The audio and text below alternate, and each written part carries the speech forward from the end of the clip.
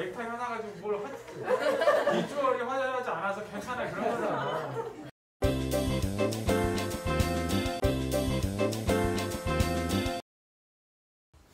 여러분들한테 소개할 내용은 동물 보건사에 대한 내용입니다. 그래서 동물 보건사라는 게 여러분이 다소 생소할 수 있어요. 기본적으로 동물 보건사 하면 여러분들이 가장 쉽게 떠올리면 되는 게 사람 간호사를 생각을 하면 됩니다. 사람 간호사들이 병원에서 무슨 일을 하느냐, 의사를 도와서 아픈 사람들을 보호하고 간호하고 뭐 그런 여러 가지 업무를 이제 다 한단 말이에요. 똑같은 일을 우리 동물을 대상으로 즉 강아지나 주로 강아지, 고양이, 뭐 토끼, 뭐 이구아나 다양한 아이들이 될 수 있는데 그런 아이들을 이제 아픈 아이들을 케어하는 그런 일을 주로 하는 그런 업무가 바로 동물 보건사다 이렇게 생각을 하면 될 것 같습니다. 하필이면 동물 간호사라고 하면 되지 왜 동물 보건사라는 말을 썼을까?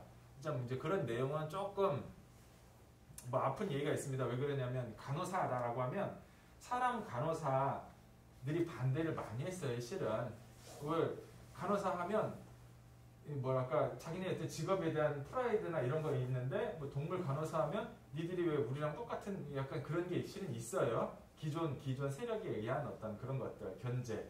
그래서 동물 간호사라는 명칭을 사용하지 못하고 동물 보건사라는 명칭을 사용하게 된 거고 실은 미국에서는 뭐 애니멀 뭐 그런 게 아니라 수의 테크니션, 베테리너리 테크니션이다 라는 명칭을 사용합니다. 미국에서는 미국 계열에서는 테크니션, 반대로 영어권, 유럽권에서는 널스라는 말을 써요. 베테리너리 널스라고 해요. 수의 간호사다. 그래서 그거는 뭐 지역적인 어떤 문화적인 특성이 있기 때문에 크게 개의치 신경 쓸 필요는 없어요. 제가 볼 때는. 여튼 그래서 딱 한마디로 하자면 동물계의 나이팅게일과 같다. 여러분 나이팅게일 다 알죠? 네. 가끔 이제 위인전 같은 거 안 읽은 친구들은 나이팅게일을 모르는 친구들도 있더라고요. 나이팅게일이 저 유럽의 어떤 전쟁에서 열심히 사신성인하면서 아픈 이제 병사들을 도와서 많이 살렸다 이런 거 있었잖아요. 예를 들어 동물병원에서 이제 일을 하다 보면 어떤 현상이 많이 생기냐면 환자들과 애착 관계가 많이 생겨요. 그 아이가 아파서 할 때까지 자기도 거의 이제 감정이입이 돼서 얘가 아프고 나 태어나기 전까지 나도 굉장히 계속 막 신경 쓰고 심지어 집에도 못 갔다 오고 그러다가 얘가 만약에 잘 치료하면 너무 기쁜 거죠. 그런 보람을 느끼는 거죠. 그런데 반대로 만약에 얘가 이제 열심히 케어하고 온갖 치료를 했는데 어쩔 수 없이 세상을 떠났어. 그렇게 되면 케어하는 본인도 상당히 좀 마음이 안 좋게 되겠죠. 그런 면에서는 동물 보건사도 한편으로는 감정 소모가 되는 약간 감정 노동자에 해당이 되기도 합니다. 반면에 우리 동물과 관련된 직업에 우리 애견 훈련사, 매개치기 심리사, 미용사 여러 가지 있잖아요. 그런 직군에 생명이랑은 상관이 없어요. 그죠? 그래서 상대적으로 본인이 받는 스트레스는 솔직히 많지 않을 수도 있어요. 하지만 동물 보건사는 아무래도 아픈 동물들을 옆에서 가장 밀접하게 케어를 하기 때문에 약간 다소 마음이 아픈 일이 있을 수도 있다. 그래서 동물 보건사가 되기 위해서는 동물 영양학, 동물 복지법규, 동물 간호학 개론, 동물 해부 생리학, 동물 내과 간호, 외과 간호, 동물 임상병리, 수의 약무기초, 수의 방사선, 공중위생, 동물 매개치료, 동물 질병관리 등과 같은 필수 교과목을 이수해야지만 시험에 응시할 수 있는 자격이 생기는 거죠. 그래서 여러분들이 만약에 이런 중에 만약에 F를 받았다든가 아니면 깜빡하고 수업을 못 들었다든가 하면 응시할 수가 없어요. 응시할 수가 없는 겁니다. 그래서 좀 다소 내용들이 전문적이고 상당히 어렵긴 하지만 열심히 공부를 해서 공부를 해야지만 자격증 취득하는데 아주 용이하다라고 얘기를 할 수 있겠습니다.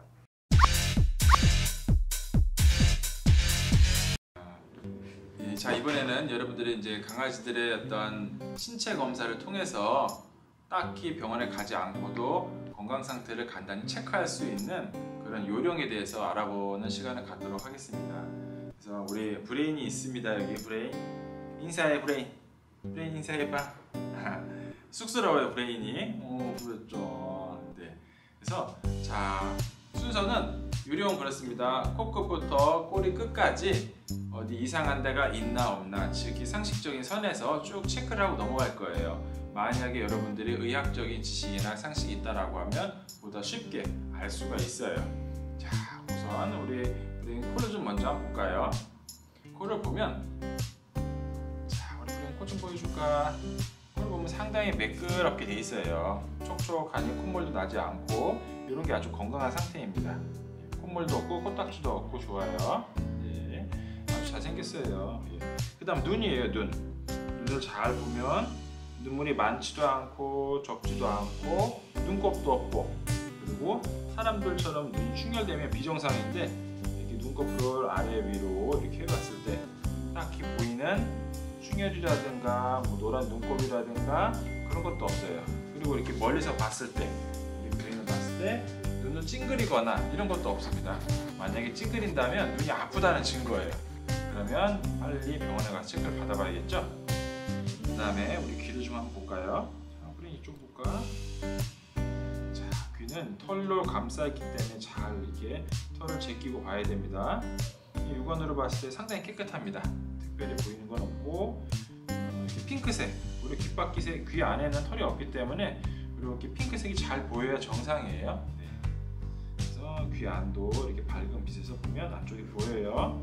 지금 브레인 귀는 아주 깨끗해요. 귀지도 없고. 근데 만약에 귀에 염증이 있게 되면 노란색 고름이 보인다든가 검은색 귀지가 보인다든가 퉁퉁 붓는다든가 만졌을 때 따뜻한 느낌이 든다든가 그런 것들은 바로 염증을 의미하는 거기 때문에 병원에 방문을 하든지 아니면 집에서 귀 청소를 좀 관리를 잘 해줘야지 될 겁니다. 네. 그래도 우리 브레인은 귀가 매우 깨끗해요. 네. 자, 그 다음에 우리 한번 입을 볼까요? 자, 우리 강아지의 입을 보기 위해서는 입술을 살짝 이렇게 들면 보여요. 예. 아랫입술은, 아랫이빨은 이렇게 입술 아래쪽으로 내리면 보입니다. 자, 여기 우리 보면 잇몸 보이죠? 이렇게 핑크색 잇몸. 핑크색 잇몸 아주 건강하다는 뜻이에요.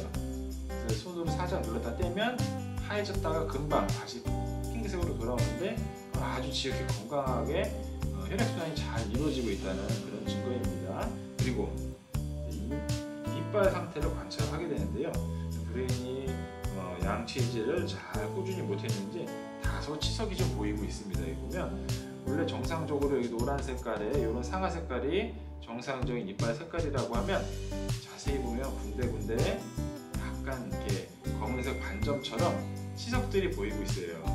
치석들이 그래도 이 정도 매우 깨끗한 편이에요. 우리 아이들 치고는. 치석들이 중간중간에 보이는데 아직 치주염이나 이런 건 없어요. 만약 염증이 존재하게 되면 냄새를 맡았을 때 조금 이상한 냄새가 난다든가 또는 잇몸이 붓는다든가 이렇게 만졌을 때 피가 난다든가 그런 거로 관찰할 수 있습니다. 그런데 지금 우리 브레인은 그런 게 전혀 보이지 않아요. 이 정도면 굉장히 양호한 편입니다. 저를 또. 자, 그리고 그 다음에 우리가 이제 우리 아이들을 볼 때 머리는 다 체크가 됐어요. 그 다음에 이제 목서부터 피부를 한번 만져볼 거예요. 그래서 목 아래쪽서부터 혹 같은 게 혹시 있는지 보는 거죠. 혹은 딱딱한 딱지 같은 게 있는지, 혹은 털이 빠진 데가 있는지, 몸 안에 뭐 다른 게 있는지 한번 쭉 만져봅니다. 그래서 이게 이제 비정상인지 정상인지 알기 위해서는 평소에 여러분들이 강아지 몸을 좀 많이 만져보는 게 좋아요.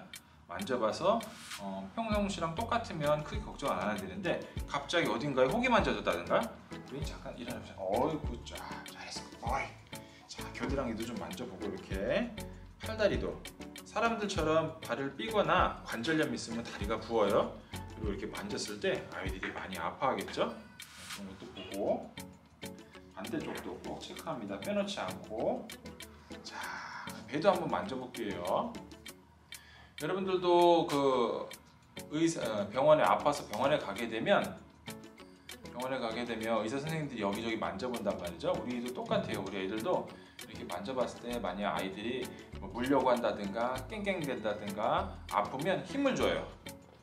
분명히 어딘가에 문제가 있다는 얘기인데 우리 브레인은 딱히 아파하는 티를 내질 않네요.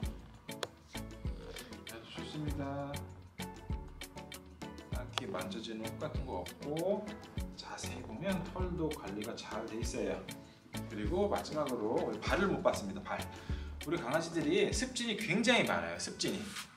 습진이라면 발가락 사이의 염증을 말하는 건데 정확한 용어는 아니에요. 예, 정확하게는 지간염, 지간 피부염이라고 합니다.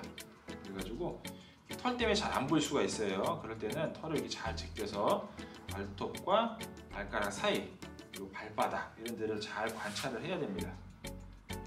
만약에 우리 아이들이 자꾸 이 손을 핥는다든가 깨문다든가 앙냥냥냥 이런 행동을 보이게 되면 반드시 발을 잘 살펴봐야 돼요. 또는 발에 뭐 지나가다가 못이라든가 또 유리 같은 거를 밟은 경우에는 피가 나기도 하고 찢어서 아파서 다리를 디디지 못하는 경우도 있습니다. 사람이랑 똑같다고 보면 돼요. 아프면 디디지 못하겠죠. 자, 네, 아주 좋습니다. 그래서 이제 기본적으로 이렇게 우선 유관과 촉각과 후각과 이런 걸 이용해서 우선 체크를 하게 되는 거고, 이게 다 끝나게 되면 이 다음 단계는 좀 뒤로 볼까? 자, 여러분들 병원 가서 그 의사 선생님들이 여러분 청진이라는 걸 해봤을 거예요. 청진이라는 것은 숨소리 또는 심장 소리 또는 배에서 나는 소리를 들어서 간접적으로 몸 안에 어떤 일이 있는지 미루어 짐작을 하는 그런 단계입니다. 그래서 똑같이 저도 청진기를 이용을 해가지고 우리 브레인의 숨소리라든가 심장 소리를 체크해 볼게요. 자, 털 때문에 정확히 구별은 안 되지만 이 앞쪽이 여기 갈비뼈가 만져져요. 여기까지. 여기는 흉부, 가슴 쪽이죠. 사람의 입장이면. 그리고 그 갈비뼈가 만져지는 그 뒤쪽, 아래쪽 여기가 바로 복부, 사람의 배에 해당이 되는 부분입니다. 그러면 우리 브레인의 심장은 어디 있을까요? 심장은 바로, 자, 아이들이 딱 이렇게 지금 엎드려 있어요. 브레인이. 그럼 여기 팔꿈치 보이죠? 팔꿈치랑 흉부랑 닿는 이 부분, 바로 이 부분 안쪽에 심장이 있습니다. 그래서 청진을 할 때는 청진기를 여기다 대야지 심장 소리가 잘 들려요. 그렇지 않고 다른 데 대면 심장 소리는 들리지 않겠죠? 심장 소리 한번 들어볼까요? 네.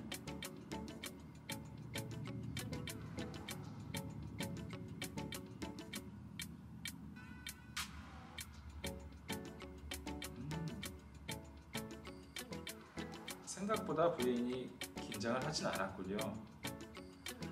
여러분들도 긴장을 하면 심박수가 빨라지죠. 심장이 쿵딱쿵딱 뛰는데 브레인은 그렇지 않아요. 아주 건강한 소리가 들립니다.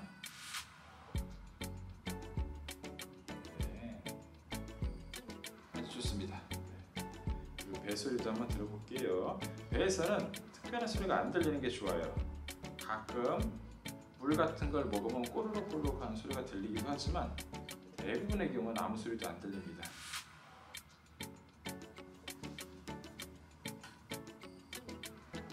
괜찮아 보여.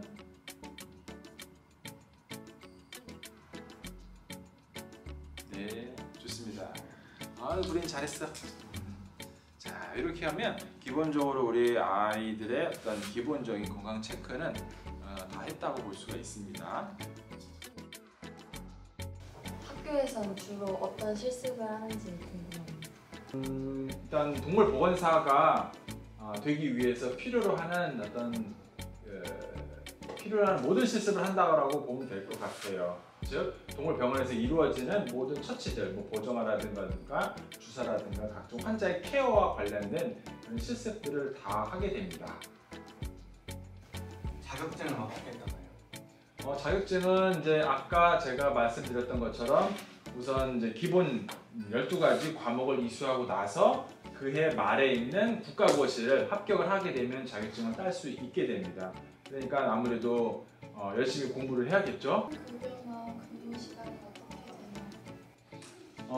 되나요? 지금까지는 일단 처음에 인턴으로 수습 기간 동안에는 대개는 최저 시급 수준이 됩니다. 즉 한 2,000에서 2,400 사이 정도 보통 이제 초임은 그렇게 되는데 본인의 경력이 쌓이면서 즉 뭐 1년, 2년, 3년에 올라가게 되면서 급여는 보통 1, 200 이상씩 쭉쭉 올라가게 되고 만약에 3년차 이상 되면 제가 아까 얘기했던 전문 전문 어떤 화를 이루어서 내가 어떤 특정 분야에 대해 전문가 수준이 됐다라고 하게 되면 급여가 정해져 있지는 않아요. 자기가 협상하기 나름이에요. 3천이 될 수도 있고 4천이 될 수도 있고 5천이 될 수도 있어요. 연봉이. 그리고 근무 시간은 대개는 법정 근로 시간에 맞춰서 근무를 하게 됩니다. 하지만 특성상 동물 보건, 그러니까 아픈 아이들이 뭐 낮에만 있는 건 아니잖아요. 밤에도 있고 주말에도 있기 때문에 대개는 근무 시간 맞추는 거죠. 예를 들어서 야간 어쩔 수 없이 근무하게 됐다. 그러면 그만큼 주간에 세이브하고 야간 같은 경우 플러스 알파로 더 빠져요. 그리고 뭐 주말에 근무를 했다. 그러면 그걸만큼 이제 다른 근무 시간에 대체를 하는 거죠. 보통 그렇게 근무를 합니다. 이상으로 강의를 마치도록 하겠습니다. 수고하셨습니다.